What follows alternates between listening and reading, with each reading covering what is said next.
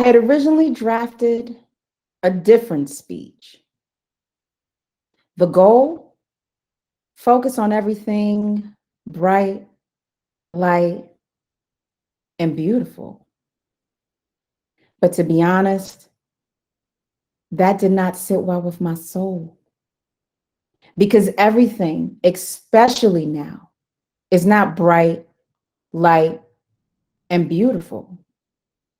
Let's face it, after the past year that we just endured, 2020, a year of years which felt like decades rolled into one, unlike anything many of us have ever seen, when everything that could go wrong did go wrong, our world was irrevocably and instantaneously changed overnight, where work became remote, kitchens morphed into classrooms, grocery stores became the hottest places to go, mail carriers became our heroes, Zoom, our lifeline, social media, our clubs, concerts, and means of escaping reality, where masks became the new accessory, and most important, toilet paper became gold. We as a collective have endured not one, not two, but three destabilizing forces: a pandemic, the civil unrest, and the rapid rise of economic uncertainty. After all of that, I could not. I would not in good conscience anyway, bring myself to recite fluffy words that would fleet from your mind the moment they left my lips. So instead, I scrapped that speech for this one at the last minute, a speech that is steeped in the reality that everything is not okay, that acknowledges collectively we are scared about what is to come. I know, this was not what you were expecting to hear, nor did you come here to be reminded of all the ills that we are facing. This is a happy time, a time we're supposed to celebrate. However, putting our head in the sand and pretending that this does not exist will not change our reality.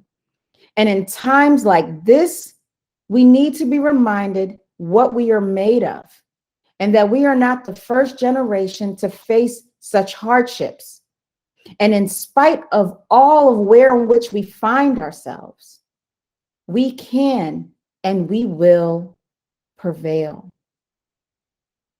The thing I love about history is that when it is leveraged properly, it can provide us with instructions, a blueprint, if you will, a guide that we can follow, especially regarding the three destabilizing forces we are now facing: a pandemic, the civil unrest, and the rapid rise of economic uncertainty. Not sure how? Follow me. Just like the sadness that gripped the world as a result of COVID-19, the polio virus stuck fear in the hearts of parents all over the world. According to Discover, it caused more than 15,000 cases of paralysis a year in the United States, and it was considered the most feared disease of the 20th century. Terrified of the spread of this contagious virus, cities went to extreme lengths to close down public gathering places, pools, movie theaters, schools, and churches. Sound familiar? And instead of winter being the most feared time for polio, it was summer. That is, until Dr. John Salk's life work and research resulted in the creation of the polio vaccine, and who chose not to patent nor seek profit from it in order to maximize its global distribution. His determination, his sheer will saved millions of lives. And in 1955, newspapers across the world claimed victory over polio. Just like today, Dr. Kizmikia Kizzy Corbett, whose life work and research led to the creation of the coronavirus vaccine that is and will continue to save millions. In spite of the pandemic and all the odds, Dr. Salk and Dr. Corbett persisted. On August 28th, 1963, a Black man from the South took center stage to give a speech on the steps of the Lincoln Memorial in front of a crowd of 250,000 people.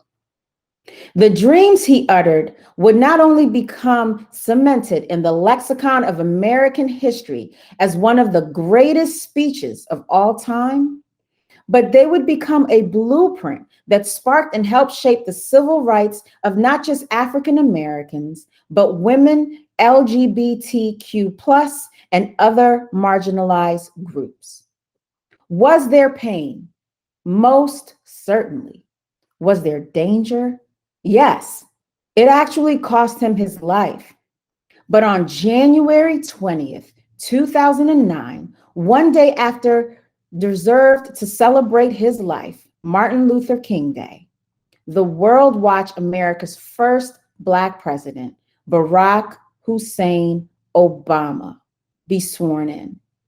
In spite of the civil unrest and all odds, Dr. King persisted. Let's rewind a bit, shall we? It's the 1920s. World War I has just ended, and the United States is rife with instability.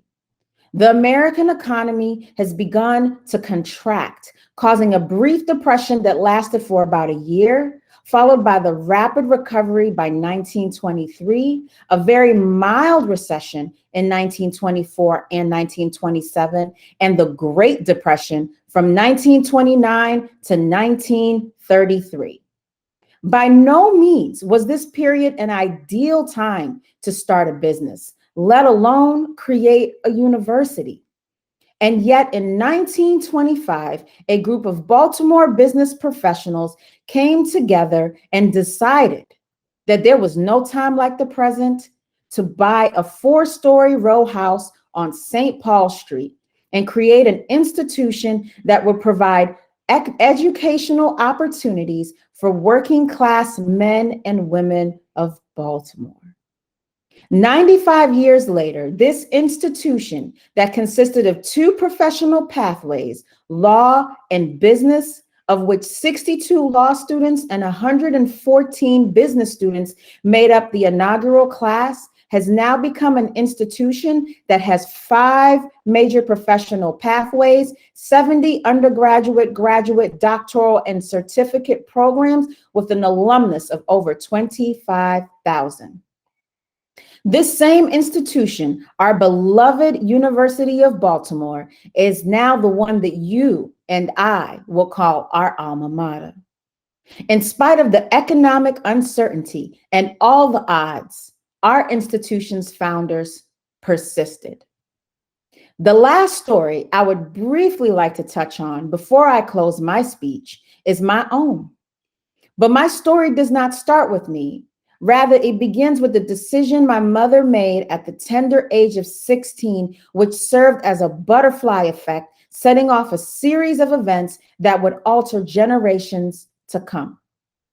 Her decision to leave her home, Sierra Leone, for Russia in pursuit of her education, which ultimately led her to the United States, allowed her to bring my grandmother and I, along with her siblings and cousins, to immigrate to this country. 2 years after I immigrated, my country erupted into civil war. Many of my countrymen, women, and children saw unspeakable horrors and did not live to tell the tale. I, however, was spared. I am literally here today speaking to you because of a single decision that a 16-year-old little girl made. It not only changed the trajectory of my mother's life, it rewrote my life story. And as a result of my mom immigrating, she had the opportunity to pursue and complete her PhD in biochemistry, ultimately granting me the unshakable persistence and inspiration to complete my doctorate in fall 2020, while juggling a family, a career, and the destabilizing forces of a pandemic, civil unrest, and the rise of economic uncertainty. In spite of all the odds, my mom persisted. So I have had no choice but to persist. In closing, each of the stories I decided to highlight have something in common. Each person or persons highlighted had to deal with what most people's standards would be considered an insurmountable set of obstacles. Each person or persons highlighted had a choice.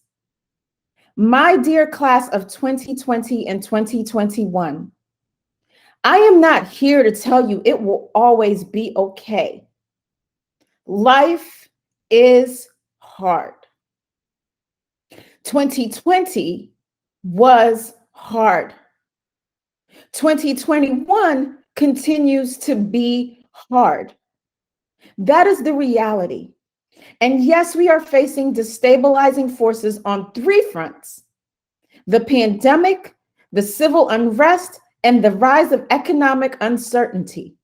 But like Dr. John Salk, Dr. Kizamakia Corbett, Dr. Martin Luther King, the group of Baltimore business professionals that created our illustrious University of Baltimore, and my mom, each of us have a choice to make.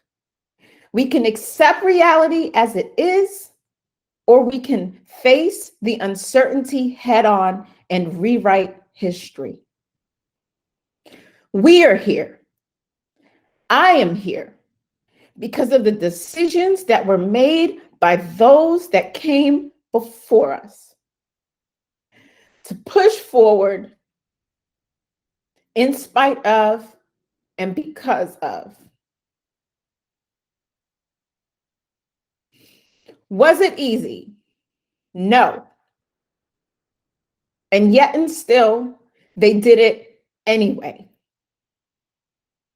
We not only owe it to them, we owe it to the future generations, those that will come long after we are gone. No matter how hard it gets, no matter what obstacles come, each generation has had it easier than the last. Thus, we are standing on legacies planted long ago, a result of compounding sacrifices of roads paved and journeys walked. So as I utter my last words, with tears rolling down my face, I ask you this: what legacy do you intend to leave behind? What will you decide? How will you persist? Thank you, and congratulations to the classes of 2020 and 2021.